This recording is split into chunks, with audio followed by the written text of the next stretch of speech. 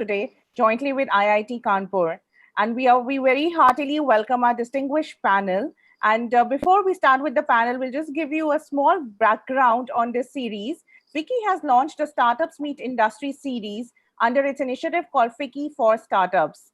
We launched this initiative last year where we have got 11,000 startups registered with us who are looking for opportunities to connect with corporates and academia.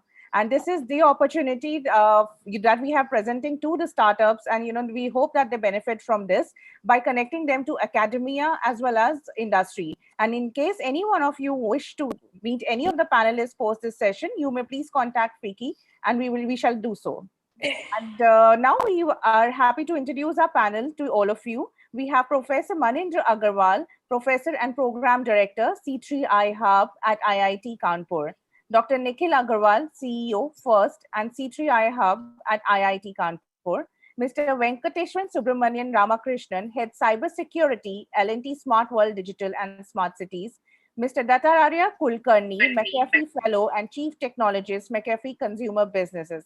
And we are happy to have all of you on the panel today. And, we have so many experts in the field of cybersecurity. And I think this session is very, very relevant and apt that, that we are discussing it today when we are living in an increasingly digital world. So without much ado, we will hand over the baton to Dr. Nikhil Agarwal, who will be moderating this session. Dr. Nikhil Agarwal. Thank you very much, everyone. Thanks a lot, Iti. Thanks a lot, FICCI, for organizing this session. As she has said, this is a very apt session. Certainly this is. So please pardon my coughing because I am just recovering from COVID. So there will be some coughing on and out. I'll try not to cough and speak also less. Doctor has advised me to speak less, but being a moderator, this is something which you cannot do. So I think we are all witness to what is going on. There are two things which is going on, which is quite obvious. One is, of course, the health crisis across the country and across the world that we are witnessing.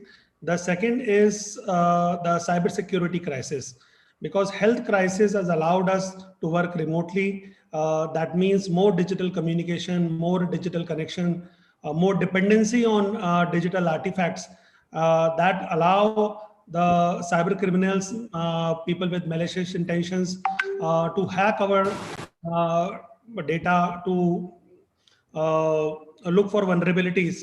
And something which is being said jokingly by one economist recently, that the people who have actually made money last 1 year are cyber criminals. Of course, I will not say anything about the Bitcoin. We have our own opinions about it, but certainly the cyber criminals are at the loose because everybody is staying home. So there is certainly the normal thieves does not have a way to come to your home and do something, but certainly cyber criminals you cannot stop. Situation has got going, and it's not about just on the personal data perspective. The security aspects, even the national level, is very critical. Few months back, we have seen the outage at the NSE for 5 hours. The NSE was down, and imagine that the premier stock exchange in the country is not able to operate for 5 hours. What will be the financial impact? And what will happen? It is not able to operate for a month or a week or even a prolonged period of time. So that could lead to a complete disaster for economy. Similarly, the Mumbai power outage or Jaipur metro crisis, or there are hundreds of things which are not even reported. So what is going on? That's something which we try to understand in our country. Certainly, there are examples that exist around the world where the countries have done exceptionally well, whether in terms of a health situation and or in terms of cyber security. And one name which comes to top of our mind is Israel. Israel has done exceptionally well. I'm sure everybody knows about it, that today Israel has become one of the first countries in the world where you can go out without having any mask. They are using a green passport. Hats off to the infrastructure and health services in Israel. Same thing Israel has been doing for cybersecurity. That's something which we will understand from our experts. that why does Israel is taking the leadership in cybersecurity, and what kind of inspiration we can draw from Israel. This particular series, as Iti has said, is being organized to understand more in depth about what are the opportunities that exist in cybersecurity. As we go along in the next 1.5 hours, I will also tell you what we exactly do, why we set up the center at IIT Kanpur, what IIT Kanpur Center is doing, how we are engaging with startup. I have some brilliant people who not only understand the business, but actually shape up the policy of cybersecurity in the country and around the world. We have Professor Maninder Agarwal, who is a Padma Shri, one of the most important computer scientists of the country. He has been program director for cybersecurity center at IIT Kanpur. We have Mr. Venkateshwan, who is the cybersecurity head of L&T, very reputed company, both from the physical infrastructure side as well as the software infrastructure side. L&T is one of the largest infrastructure company in India. Certainly, Venkat will have a view about that, how to safeguard either of the infrastructure, soft infrastructure as well as hard infrastructure. And we have Mr. Kulkarni from McAfee. It's a synonymous. We all know that McAfee is synonymous to the safeguarding. Like, since beginning, I remember when I started using the computer. Since then, the McAfee is as synonymous as Microsoft to the computers. So we have a brilliant panel, and welcome to whoever is joining us from Zoom and also using the different other devices. This will be an interactive session. We will have certain rounds of discussion, then we will stop. And my request would be that we will take the question in the end. You can note down your question, you can specify your question, or you can keep on writing your question on the chat box. You can specify a question to a particular panelist, or you can specify to a general panelist. You can ask as many questions as you can, because knowledge is something which, when you discuss, comes more. So don't expect that it's a lecture, it's an interaction. So my request to all the startups who are joining from everywhere should ask more and more questions. So with this, I would like to start. My request to the panelists would be in this particular round, kindly speak for 4 or 5 minutes. Give your quick introduction about the organizations where you're working, what kind of job that you're looking at, and why it is so important what you're doing for your organization and for others. I would request Professor Agarwal to open up the panel. Thank you, Nikhil, and good afternoon to all the panelists and participants. Maninder Agarwal from IIT Kanpur. I work in the computer science department here, and currently I am one of the 2 program directors of this National Technology Innovation Hub on cybersecurity, which is set up at IIT Kanpur. IIT Kanpur has had a history of work in cybersecurity, and particularly for past 3-4 years, there has been very intensive work made in the cybersecurity of critical infrastructure, malware analysis, and penetration testing of systems.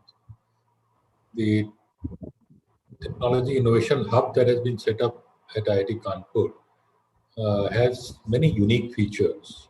And so I'll list just a few of them, which may be of interest to the participants here. First is that there is a significant amount of funding that has been promised by Department of Science and Technology to us over the next 5 years.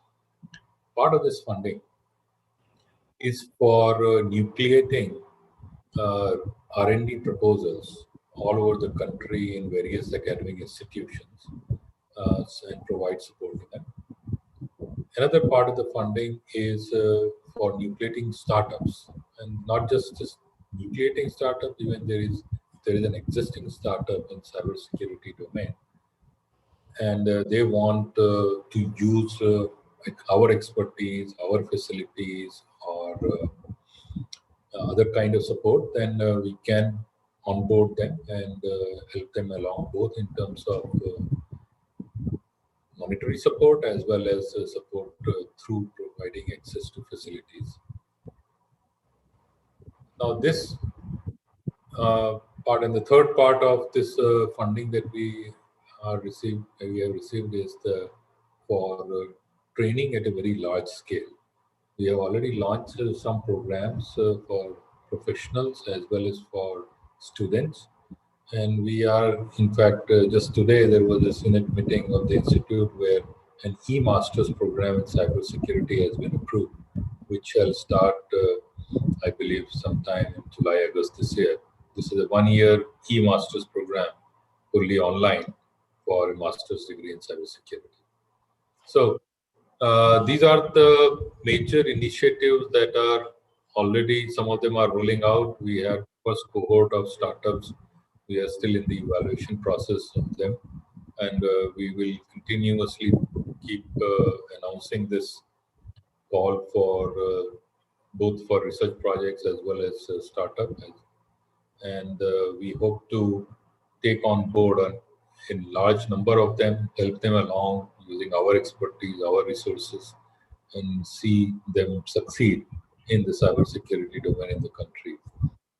It goes without saying that there is still a lot that needs to be done in this space in our country. We can only rely so much on technology that is imported from outside. At the end of the day, when the crunch comes, we need our own technology. There are ample examples strewn across to support this fact. Most recent one being the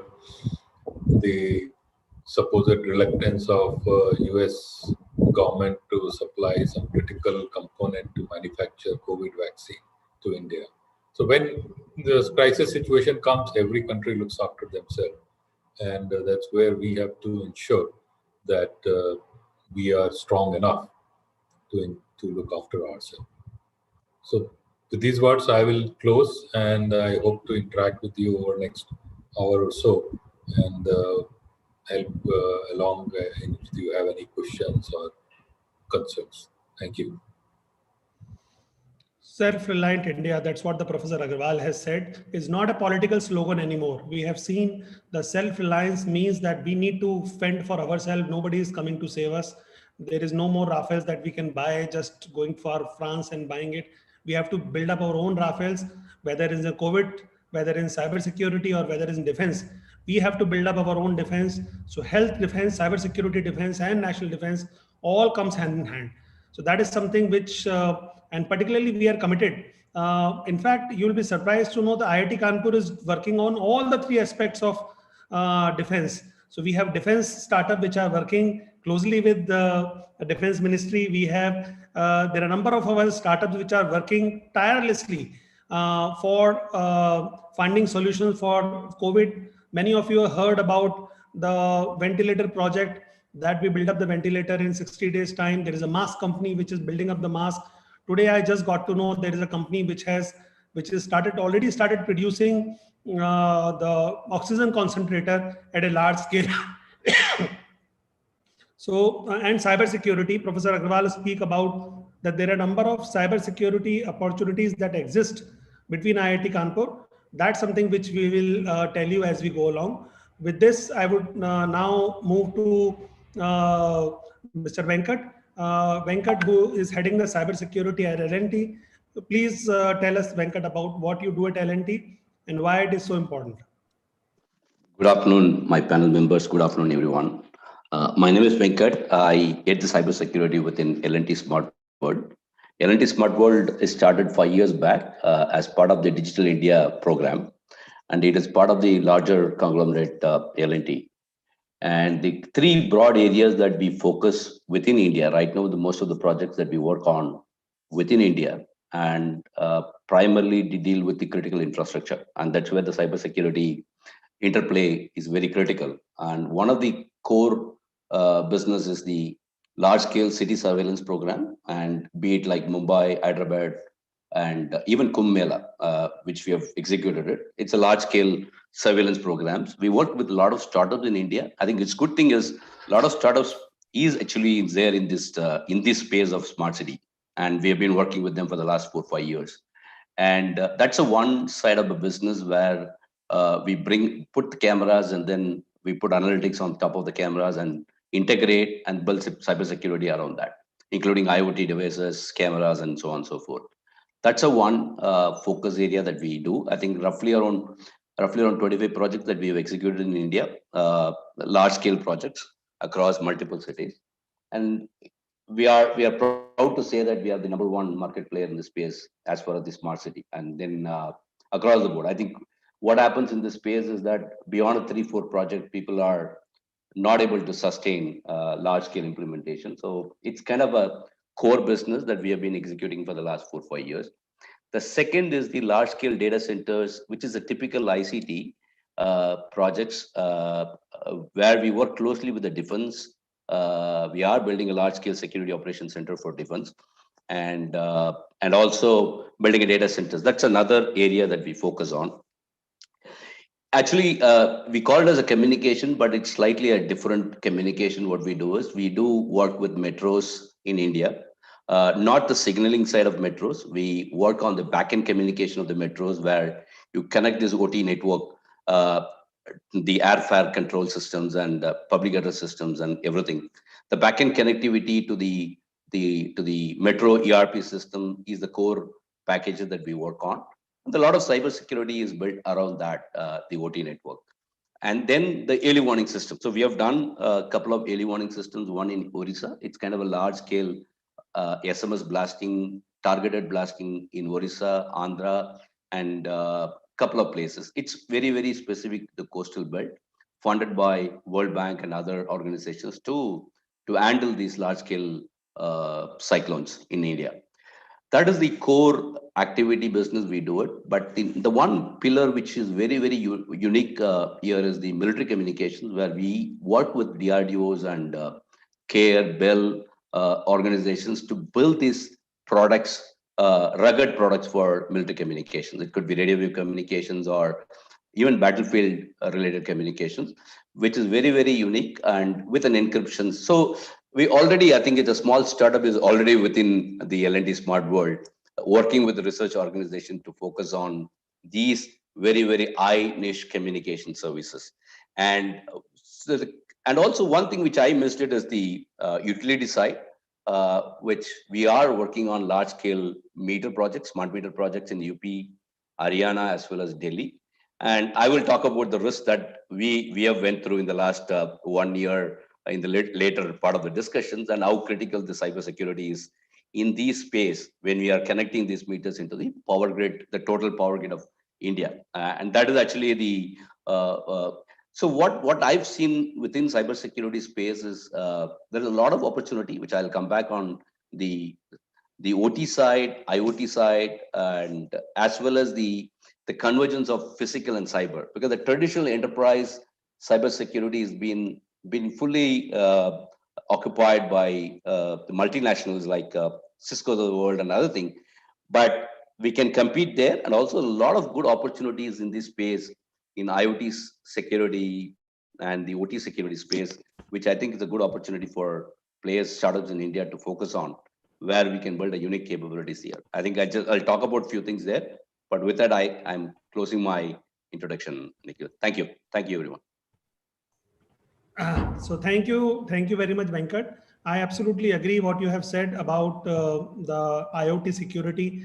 Our workplace, our homes, everything is becoming smarter and smarter. The devices are talking to each other, cars are talking to each other. I think other than us, as a families are becoming individual, and people are now limited to the nuclear or single person family. Everything else is talking to each other. So devices are more talking to each other than the human beings. And that also opens up the possibility of getting hacked.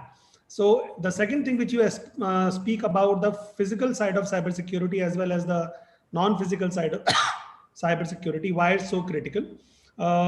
Like I still remember when we were growing up, we used to see the Hollywood movies which says by the click of the mouse, the whole New York power failure happened.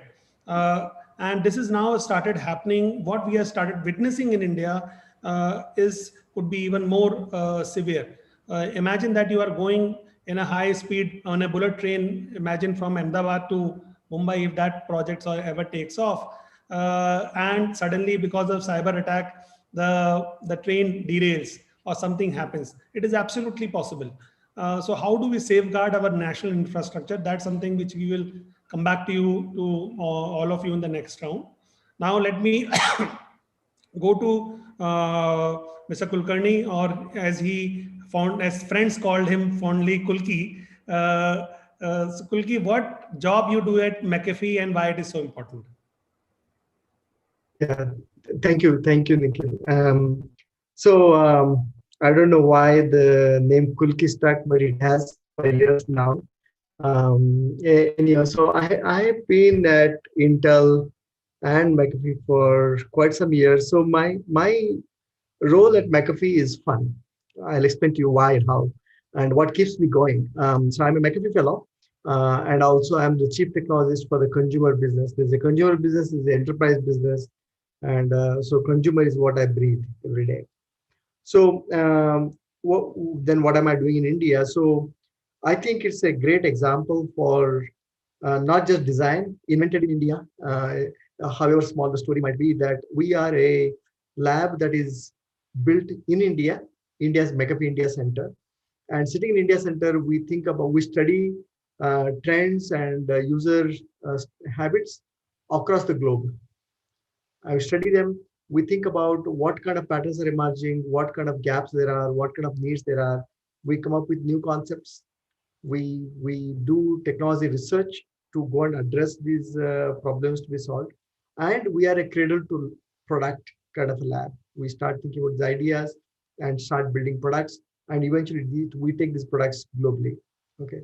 So that's what we do. And that's what keeps me going every single day. And it's actually a great story. And I'm very proud of it. Actually, when I came back to India about 10 years ago, I think it's a dream come true for two things. One is that you get to sit in India and solve problems for the global problems, number one. Number two, you get to do some technologically deep things, number two. Number three, it's very satisfying also because the problems, hard problems, especially in cybersecurity, don't get solved miraculously. You need to train people, you need to grow people, and generations of architects, dozens of architects have become inventors, and they have gone on to feed the industry. So from that point of view, it has been really, really satisfying thing to do. So that's what we do. It is I cannot really call it as a labs because we are cradle to product, but think of it as a technology pathfinding group. That's what we do. So, as somebody has said that sell anywhere or build up here. So that's something. So in India has been innovation center for ages, since beginning of the civilization, I would say. I think now the global companies are also finding that innovation is something that can happen in India. So we said, okay, build up anywhere and innovate in India. So something what we should start exporting is not just the services, but start exporting the innovation. This is what will become the basis for our. So thanks a lot what you're doing at McAfee. Now coming back to the most important question about the national infrastructure, what we call it, the critical infrastructure. What is the meaning of a critical infrastructure? How do we safeguard it? What challenges are faced while safeguarding the infrastructure? What kind of technologies are being deployed by various organizations, and what policy aspects come to the play? So these are the few questions that comes to my mind when it comes to national and critical infrastructure. So I will request Professor Agrawal, who is the program director for cybersecurity and of cyber physical infrastructure. So what C3IB is doing, what kind of test beds that you have developed, and how you are trying to help in safeguarding the national assets. Yeah, that's a very important aspect of cybersecurity, protection of critical infrastructure. As we all know that over time, management of all major systems is being done digitally. And this especially pertains to the critical infrastructure that is essentially the lifeline of the country. For example, the entire power generation, distribution mechanism, Same is true with the water and then nuclear plants, then the entire railway management network, that's also all getting digitized. The railway signaling is getting digitized. Of course, the banking system, all the entire financial system has always been, not always, but at least for quite some time, being done on the digital space. So all of this comes under the umbrella of critical infrastructure, because if any one of these systems goes down, even for a short period of time, it can cause havoc. And that is something that we cannot afford to have. For these reasons, it is very important to pay special attention to protection of these. Now, while the digital space provides ease of use and access, it also opens up the system for attacks from all over the world. So we need to have in place protection mechanisms which can detect an attack happening on the system while it is happening and take necessary action to prevent it or at least minimize the damage it can cause. Because if we wait until the attack has been undertaken and it has brought down the system, there is already a significant loss that happens. So one needs specialized techniques for the protection of this kind. Now, we also must keep in mind that the hardware used for controlling these systems is also specialized. It's called the SCADA hardware, which are specially tuned for working with the critical infrastructure kind of system, with providing certain performance guarantees. Now, at IIT Kanpur, realizing this, we have built testbeds for many such systems, which includes power generation and distribution systems, the water management system, an industrial automation testbed, and then there are a couple of others. So all these testbeds are already functional and running at IIT Kanpur. We've been doing quite interesting work there. We have already found a large number of vulnerabilities in the standard industrial systems, SCADA systems that are being used everywhere. And we have also been in touch with the manufacturers and gotten them fixed. So that kind of work has been happening, and that's something that's very exciting. And it's really, there is a lot more scope for development here. As I said, the ultimate goal being to have a protection mechanism in place that can continuously monitor the traffic coming into a critical infrastructure SCADA system and detect anomalous behavior as soon as it happens, and even before it can cause any significant damage, take steps to control it. So that's a hugely challenging problem. But a solution to this problem can have tremendous benefits to the country. So that's a target that we aspire for, and we would love to have collaboration and support and partnerships with all other entities who are interested in this. Thank you. During the lockdown, one thing I'm sure everybody must have done is to watch Mahabharata and Ramayana. I remember I was watching Mahabharata, and we used to follow those times. We used to follow very structured war format. Morning, there was a person who used to put the bugle, the war starts. Evening, the war stops. But the things have changed in the last 4,000 years. It is no more a Mahabharata or Ramayana Yug. The things have changed. Now the attacks happens on our infrastructure 24/7 and in more rigorously than you can ever imagine. If there is another Mahabharata written for after 2000 years, it will be they will find it quite challenging to document what has happened and why this is so that the attacks are happening continuously 24/7 without even knowing the enemy and without even knowing who is attacking what. So that is something which has becoming quite troubling. We don't know. It is becoming difficult to identify even the enemy. It's so easy to say, okay, China is our enemy, or Pakistan is our enemy, or X is our enemy, or Y is our enemy, but we don't know. Reality is that this is becoming more and more difficult. So therefore, there is a continuous need for safeguarding, continuously need for identifying and understanding. Now the work is not between morning, Surya Astak. It is not like that. It is the continuous activity that we have to do. Venkat, is you are handling the smart cities. Smart cities are dependent on digital infrastructure. We all know about it. The whole concept of a smart city is built up around digital transformation and digital infrastructure. And L&T is being leader in building up some of the critical infrastructure, whether in terms of dams or in terms of roads or in terms of railways, airports. You have been, L&T has been involved in everything, and particularly building up the, providing the base support for, so your job is becoming extremely difficult. So what activities you are doing so that you ensure that this infrastructure you are building or anybody else is building safeguarded continuously? Sure, yeah. I think as Professor Manindra said, I think it's, we are touching the critical cyber physical systems. So we look at three metrics, the time to detect and time to assemble and time to respond. I think these are the critical metrics that we look at from a smart city point of view.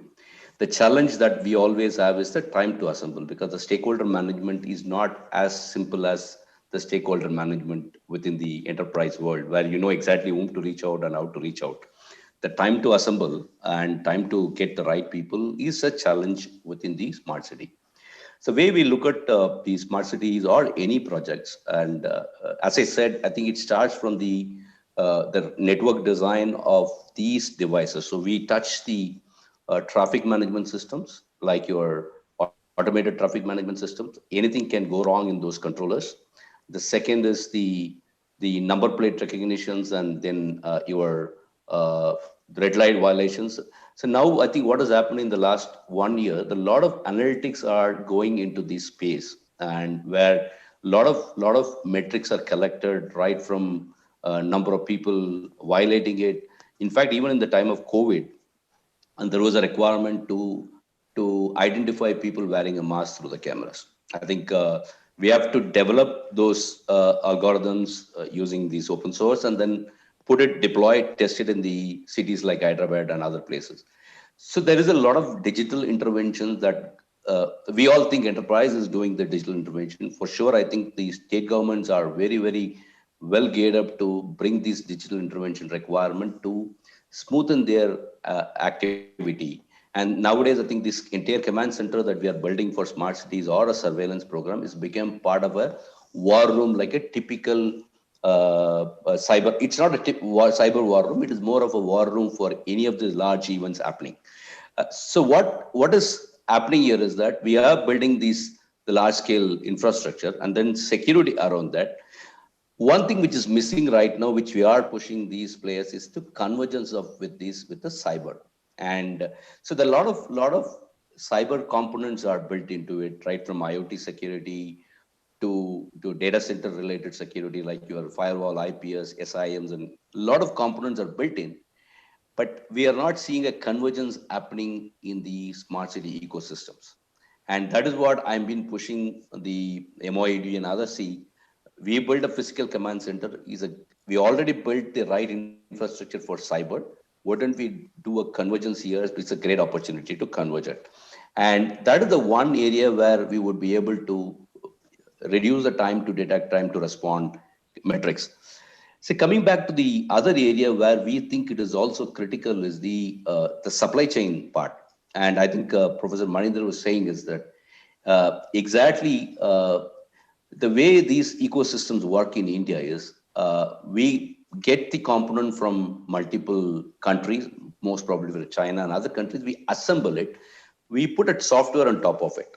We have no idea about the underlying the embedded hardware which comes along with this could be your camera, it could be anything else.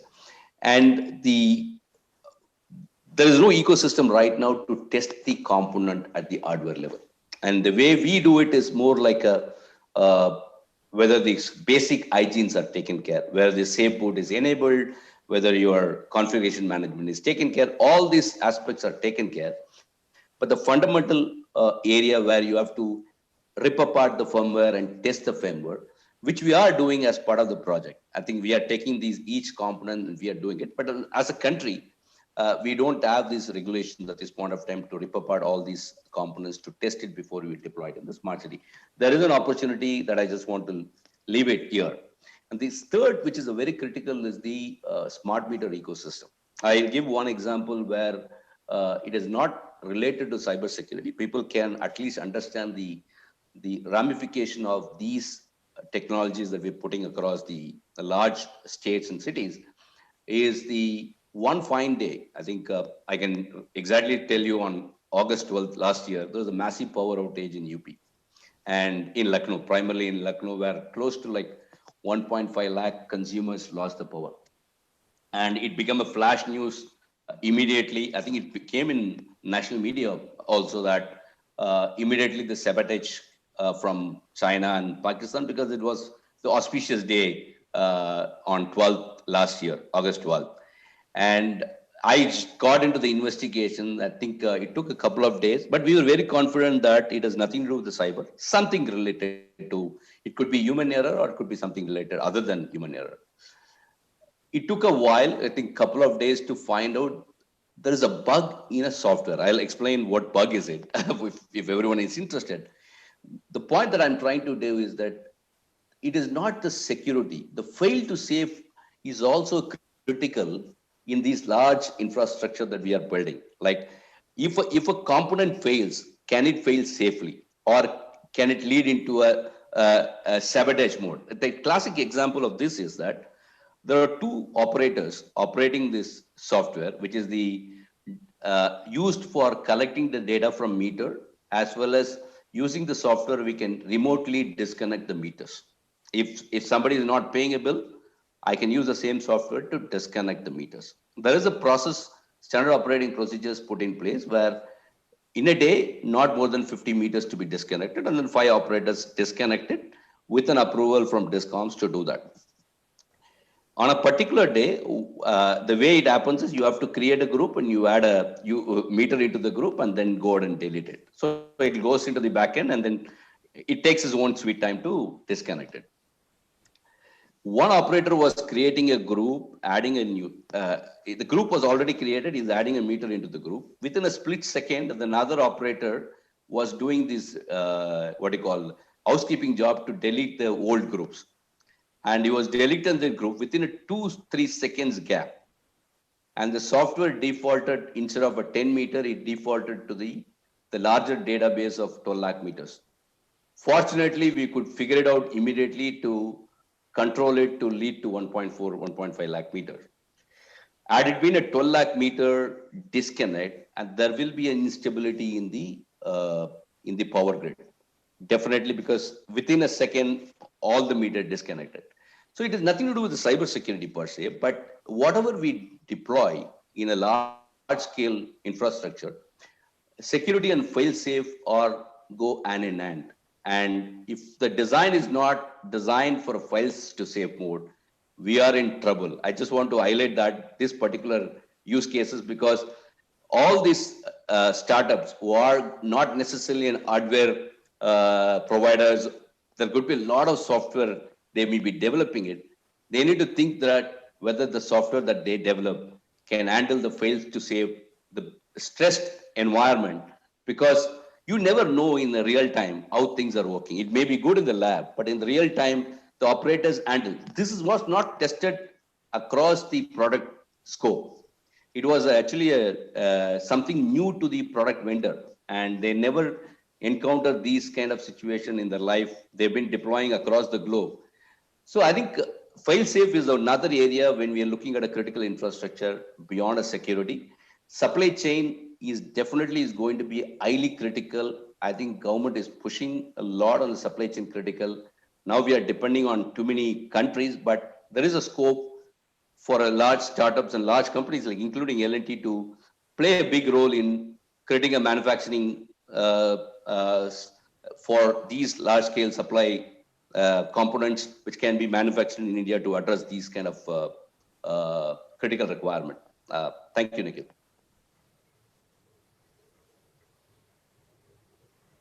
So thanks a lot. I think I absolutely agree what you have said, fail safe. So imagine in a layman term, imagine that we know that the money that we deposit in the bank is not real money anymore. So you may be having a crore or even 100 crores in a bank. It is just the zeros recorded in some kind of servers. So what the Venkat is saying, imagine that if its system has to fail, it does not fail safely, the zero remains, rest everything gone. Then what will happen?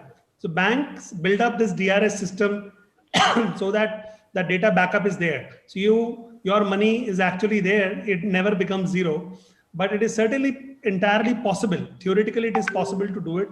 And I'm sure many of the cyber hackers must be trying hard to try somewhere in the world to do it. So going to now Pulki, about the physical infrastructure, we always knew that McAfee has been a virus scanning software for ages. And I'm sure now it has been focusing a lot on cybersecurity. What aspects that you're looking at from the critical infrastructure, physical infrastructure, and what role that you're playing maybe in the country? Yeah, good question, actually. So the McAfee's role, as I was saying, there are two distinct businesses we operate in. One is the consumer business. Think about that as making every digital device the consumers touch or everything they do in their digital world safer. That's one part. That's what I spend bulk of my time on. And the other part we do is enterprise. When we talk about enterprise, it covers the entire spectrum of the enterprise, including the enterprise that involve critical physical infrastructure. Think about that way, right? And the way you want to look at this problem is to go back to basics a little bit. Ultimately, look, I mean, the hackers will come to you only when there is an incentive. They work on ROI. They are an enterprise just like any of us. That means they need to get paid eventually. They need to make money eventually. If we make it, there will never be a system. I would almost risk saying that I don't think there has ever been built a system, or anybody will ever build a system that is foolproof and 100% guaranteed to be protected. It is never going to happen. But you can make it very difficult for somebody to get in. You can decrease the ROI in such a fashion that somebody, when trying it, they think it's not worth it and they'll move on because they have limited time to. That's the first principle that you learn, right? And number two is that any system you build is only as strong as the weakest link that exists. And the Venkat talked about some of these supply chain things. That's where the weakest links are going to come from, right? You need to think about, you need very, very systematic way to look into what is my entire supply chain and what is my weakest link. And you start designing in security into whatever you're building in such a fashion that you do a couple of things. One is that quite a few of the, he talked about a bug. I'm sure when he explains the bugs, you'll see that some secure coding practices 101 was broken by somebody, right? You need to make sure that you do that 101 really well, number one. Number two is that you want to build systems that are tolerant. For example, in the smart home context, not necessarily cyber physical context, I'm trying to build systems where the behavior that the system overall demonstrates is independent of the security posture of the individual device. That means, let's say there is a camera, and let's say that camera is compromised. Even then, I will let it behave only like a normal camera and nothing else. So we need to get to a model wherein Even you just translate the same experience to a cyber-physical system, you have a model of the model behavior or expected behavior of a meter, and meter will behave like a meter, period.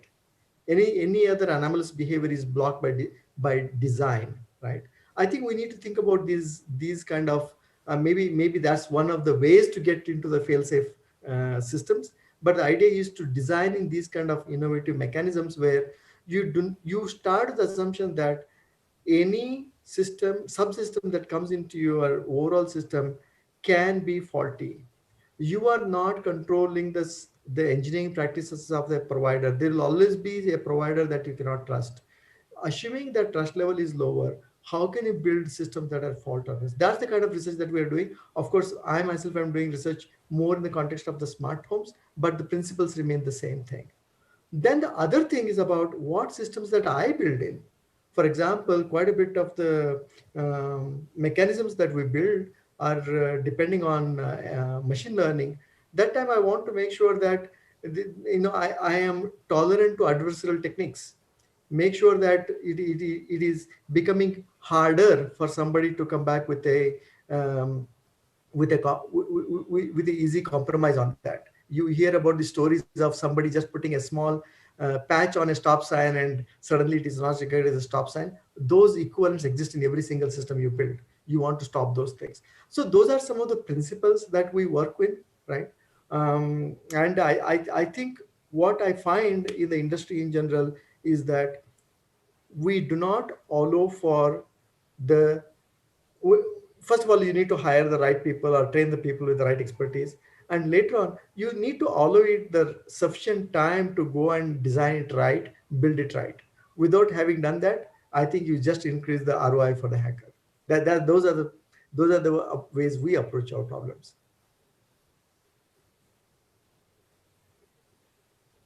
Thanks a lot. Certainly so many interesting things are going on, and more I hear your stories and examples, it looks like that, oh, it's a science fiction going on. So so the last round of questions to all the panelists before we open up the floor. I think there is questions started already coming. Very quick round about in the beginning of the conversation I said about something about Israel, that what is the reason that Israel is able to innovate so fast, so quickly. And certainly one of the argument would be that Israel is a small country and there is a small population, but I don't think that it's an argument worth buying. So what is the reason that why Israel is able to innovate so quickly, and what we should do to become next Israel in terms of innovation? Professor Agrawal.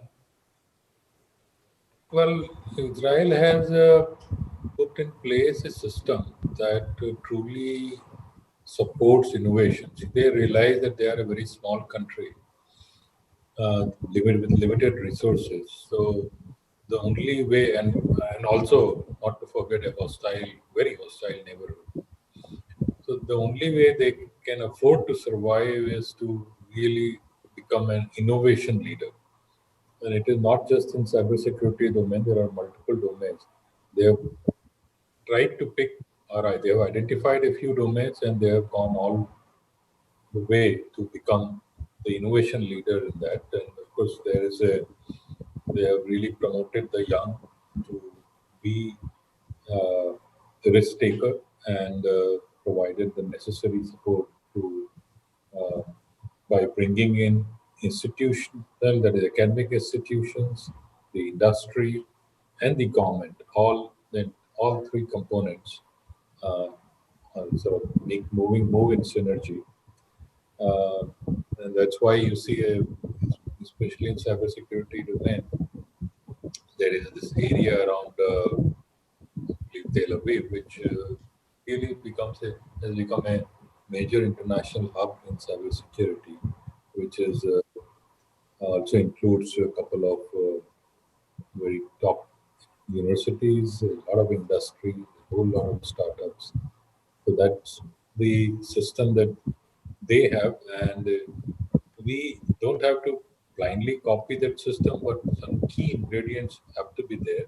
There is a support true support for innovation, all the facilitation that is required to be done from a policy perspective, from the administrative perspective should be there. And second, this integration of academic institutions, startups, and industry and government, that is also very, very key component to this. And hopefully we are moving towards that. I think Professor Agarwal has put in quite rightly, it's called triple helix of innovation, where the government, academic institution, and the industry works together. Incidentally, it is exactly happening today where we are. FICCI is organizing something. We represent sort of startups. We represent academic institution, but also host startups. There are startups and there is industry which is there. So if we come together, work together, then the innovation can happen.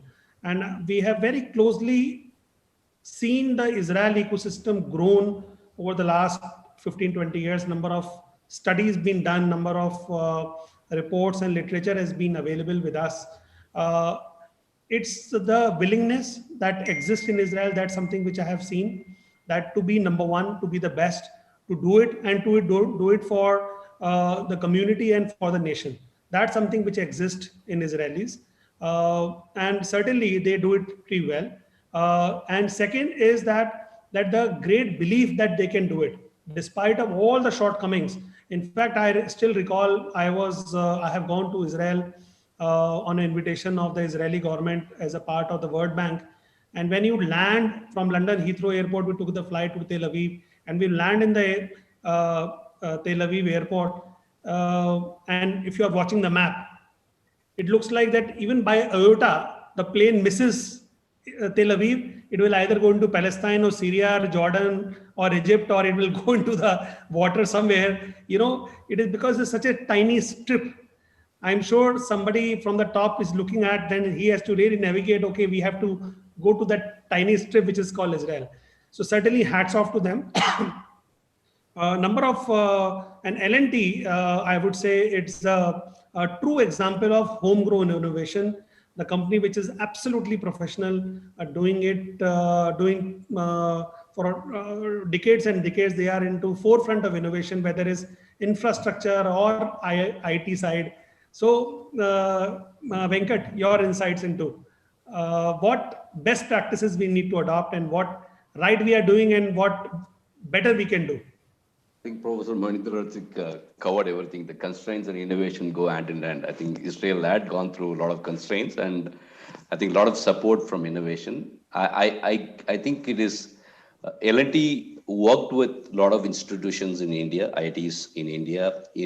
It may be related to construction industry, and we are working with L&T as a larger work done in L&T Defense, though it is not part of a smart world. L&T Defense has a bigger role to play within the defense community in India. They work closely with research organizations, ISROs and DRDOs and IITs.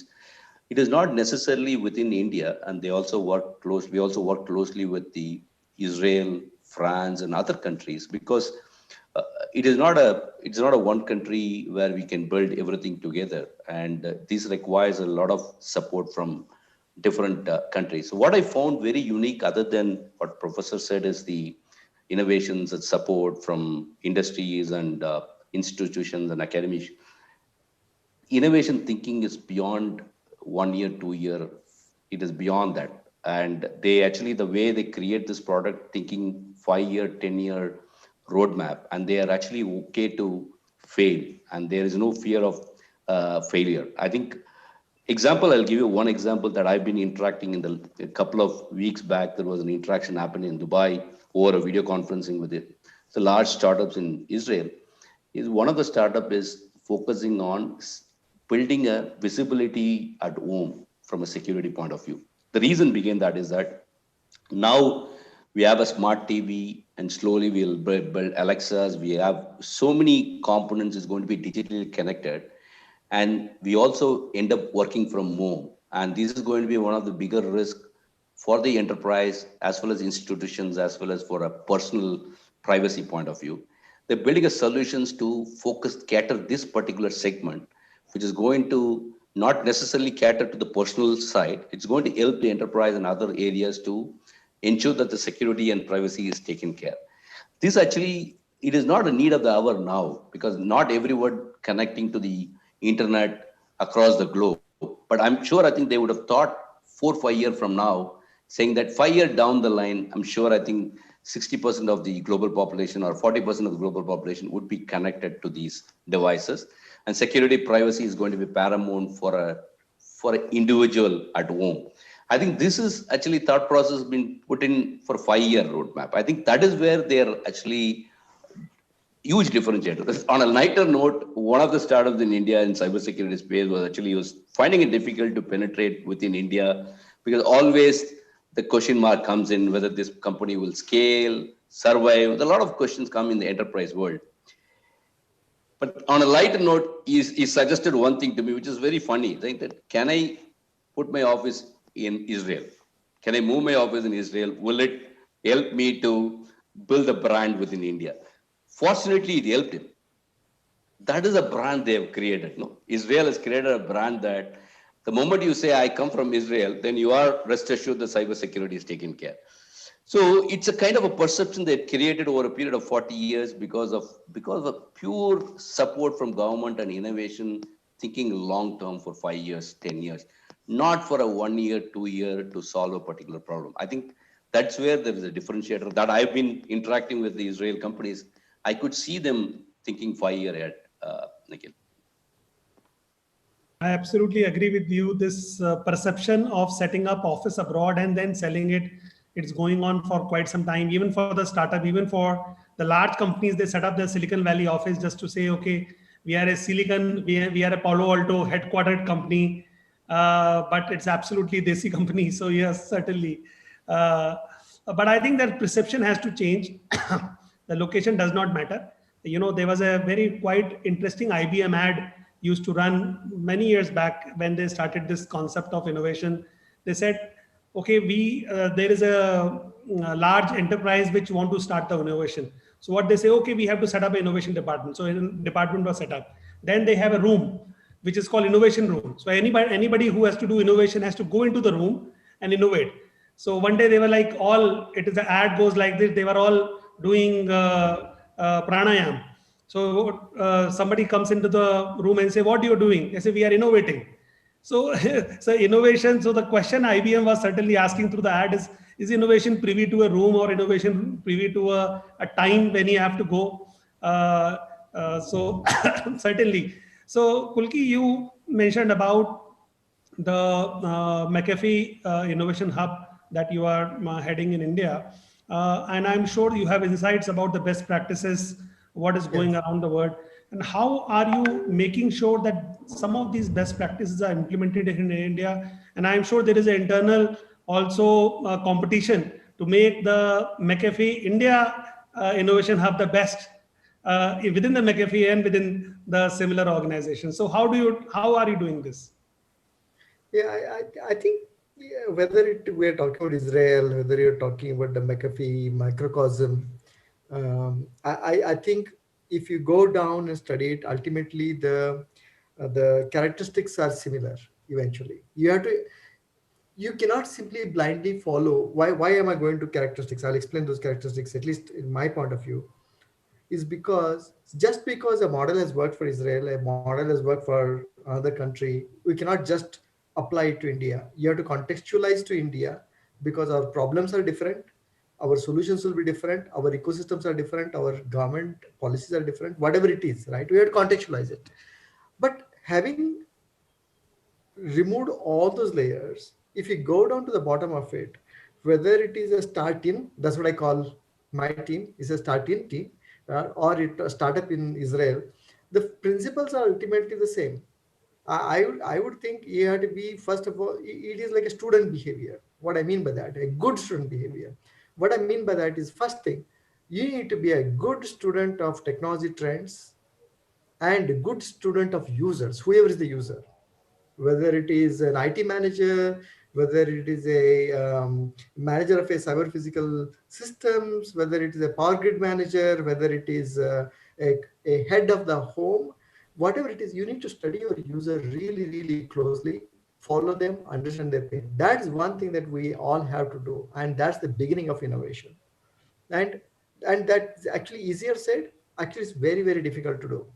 Most of the time, when we talk about talking to the user, people mistake it, like when you talk about user studies, trying to understand the trends, people mistake it to be trying to tell the user what I'm thinking about and try to get a validation for it. That's not what it is. It's simply that you open your eyes, ears, and say, okay, what is the user going through? Whoever is the user we're talking about in the context. Number one. Number two is that student behavior. You need to be extremely hungry. And only when you are desperately hungry, some really interesting things come out. And that hunger could be because of the resource challenges. It could be because of our own ambitions, whatever it is. But that level of hunger has to be such that you need to say that I am going to get this right, and you will fail. You will fail again. You will fail yet again, right? And number three is, which is a challenge that we run into also in, I'm sure every corporate runs into that, is risk averseness. Most of the start-ins or startups, and most of the customers they are selling these solutions to, the customers themselves, are very, very risk averse. And the only way you can work through that risk averseness is to be very, very patient. You need to articulate your value proposition really well, understand what they're trying to say, improve your solution further, and have the staying power. And as Venkat was saying, if I'm thinking 5 years ahead, I don't expect a sale to happen in the 3 years. It's not going to happen. But you see a customer turning up in 3 years, that's a good starting point already. Don't expect 100 of them coming up, right? That developing your ecosystem, developing a sense of risk averseness around that, and having the staying power, those are the three important lessons that I have learned.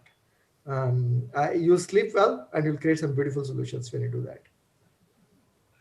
So risk averseness, so the way that I am drinking Kada while speaking is the risk awareness towards COVID. So certainly you need to also be risk averse in terms of your startup. So thanks a lot, panelists, for an excellent session. There are certain questions I will quickly go through, and maybe one of you or a couple of you can deal with them. So the first question is coming from Partha Mazumdar. I'll read out for everyone's benefit. Taking on the weakest link, one question has been on mind for quite some time.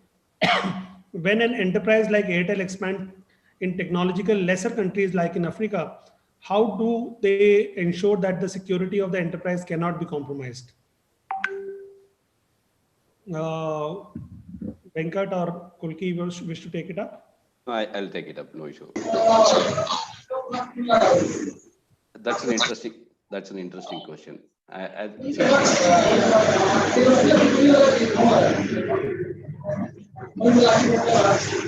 Hello? Manoj, you need to mute yourself. Yeah. See, the way the enterprise misses the part is the thinking primarily from a threat and attack vectors actually misses the whole picture of risk. I think what I found the enterprise is that the way they handle is to be looked at from a scoping of a risk. Risk scoping is not an easy game like what we are talking about, because in a cybersecurity community that I found is that people misplace the threats and risk attack vectors interchangeably in multiple ways. And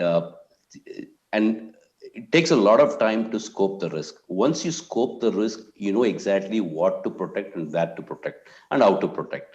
Attack vectors keep changing, threat actors keep changing. These are attributions very, very difficult, but you know exactly where the crown jewels are.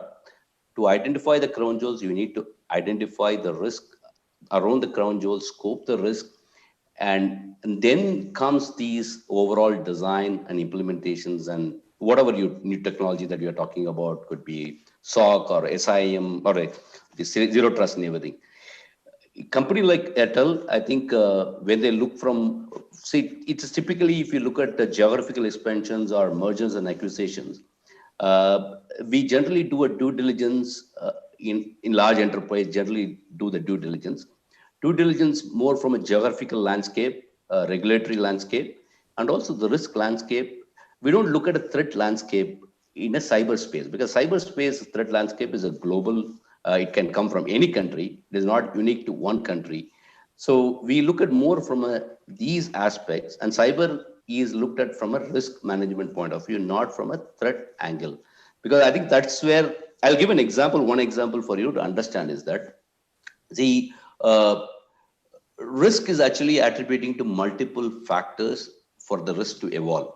And threat is one of the trigger, and control is another mitigation factor. So take an example, you have a trigger coming in, and trigger keep on coming. In a day, you will have multiple triggers as threat alerts coming in, but you have a sufficient controls to address that particular risk. Then you are okay. You don't need to worry about it. Classic case is that when PETIA, non-PETIA challenges happen across the globe, cybersecurity professionals, including me, we were not confident that we have done a patching properly. Okay, it is actually a patching issue. It is not the threat issue. Threat is there globally. We were not confident with the control that we have deployed it. So we have to go Elton Skelter to deploy it. So this is actually you have to look at risk angle and then do a due diligence and then manage it. I think I'm not sure. I think I've answered directly to your question, but unless we look at a risk perspective, it is very difficult to dive into threat actors and active actors and then manage these kind of the business transformation that you're doing at corporate like Airtel and other companies. I absolutely agree what you are saying. Risk coping is quite important. Until unless you know that what to protect, how to protect, then how do you protect that you don't know? So certainly it's an important aspect. Next question, I will request Kulki to take it up. Nile has asked a question, sir, according to you, what is the biggest hindrance for an organization figuring out the threat domain? I think part of the question is Venkat has answered. What is the biggest challenge an organization faces in order to fight with the various threat actors at the time when attack vectors are changing rapidly? I think very typical question for McAfee. Yeah. In some sense, it is actually a very difficult question. In some sense, actually, it's very easy, right? Because it's difficult because it is always a cat and mouse game. You need to be thinking ahead. I mean, sometimes you are ahead, sometimes the hackers are ahead, but ultimately you have to be in that game. That's the you cannot really predict their moves, and I don't think prediction ever works that way, right? But what you can do, the easier part of it is that there are some well-known things that we know that will work. Not in terms of the when you look into that, it's really not. Of course, you need the expertise for reverse engineering. You need some of the best reverse engineers out there. You need people who will convert that into solutions quickly possible and all of that. But ultimately, it comes out to how efficient is your operations, right? I think that's what it comes down to. I think the companies like McAfee have mastered this art. I'm sure there are many in the industry over years, and it is optimized for that operation. It's all operational optimization. It's not really based on certain assumptions about types of threats or anything like that. It is just operations. Of course, there's inventions to be done about the new types of threats that arise, but that goes in parallel with the operations. I absolutely agree with you. So execution and operations that matters ultimately. So there's a last question for Professor Agarwal. Sudeep is asking this question: what are the solutions to address the legacy aspect in solutions for critical infrastructure? For SCADA OT environment, the components are built in older and secure version, which are inherently weak, but it's not possible to upgrade. Many plants installations are 5-10 years old, and such installation inherently vulnerable with very few solutions to a problem. Is IIT Kanpur doing something to address this issue? Yeah, this is one of the main challenges of working with SCADA systems, the problem of legacy hardware. So, and it's something that you can't change overnight. So we are working on multiple tools which can be deployed in these systems, which will harden them in terms of increasing the security. So the short answer is yes. we are working quite a bit on that aspect. And the another opportunity that exists for startups with IIT Kanpur is that we have set up startup ecosystem as a part of the C3I hub, where we're inviting applications from startups, where we provide them a funding opportunity, opportunity to work and mentored with some of the finest experts in the country, and of course work very closely with industry partners such as L&T, and I'm sure McAfee will also become our partner. And some of these ideas and innovations that you're doing at IIT Kanpur can be validated by or can become even the part of the bigger solution which companies like McAfee and L&T are developing. So the current round for application is closed, but we will be restarting the second round for applications in the coming months. So kindly be in touch with us. And if you need any information about anything, you can either contact me or you can contact FICCI. We are a signatory with the FICCI startups. We are very pleased to support the whole initiative. Many common people exist between the FICCI startup initiative and IIT Kanpur. So definitely you can reach out to us directly or through FICCI. Any new idea which is there, don't wait for even for the applications to start. You can send this idea to us. If there is a merit in the idea, certainly we would like to take it forward. And I don't think there's any other questions are coming in. So, so I must thank all the panelists and all the participants for joining us today. It's been quite a learning discussion, and I look forward meeting you all very soon, particularly the people who are not in the north side. Iti, over to you. Thank you, sir. Thank you so much. And we are very pleased to, hear you all. And I think it was a very successful session. And subsequently, in case any of the startups contact us and would like to be in touch with you guys, we'll definitely take this up. And we thank all the panelists and look forward to be staying in touch. And till then, stay healthy, stay safe. And Dr. Nikhil Agarwal, get well soon, sir. Thank you for doing this today. Thank you. Thank you very much. Namaskar. Namaskar, everyone.